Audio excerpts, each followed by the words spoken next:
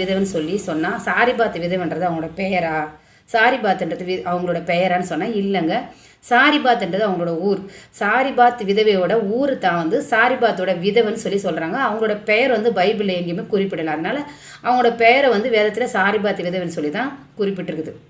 அந்த விதவைக்கு கர்த்தர் என்ன அதிசயத்தை செய்கிறாரு அப்படின்றத பற்றி நம்ம இப்போ பார்க்க போகிறோம். இப்போ வந்து அந்த விதவைக்கு வந்து பஞ்சகாலம் வந்துச்சு.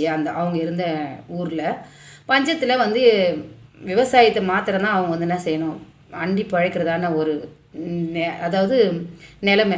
அப்போல்லாம் வந்து எந்த வேலைக்கும் போகல, எந்த கம்ப்யூட்டர் வேலையும் பார்க்கல, எங்கேயும் நம்ம என்ன செய்யலை, பஸ் ஏறி போயிட்டு சம்பளம் வாங்கிட்டு வர வேலையும் அங்கே இல்லை. விவசாயம் பண்ண முடியாத ஒரு சூழ்நிலை வறண்டு காணப்பட்டதான அந்த ஊரில் பஞ்சம் வரப்போகுதுன்னு சொல்லி அவங்கக்கிட்ட இருந்தது ஒரு புடி மாவும் கொஞ்சம் எண்ணெயை மட்டும்தான். இனி என்ன செய்யுதுன்னு தெரியாமல் அந்த விதையோட நிலைமை ரொம்ப வேதனையாக இருந்திருக்குங்க.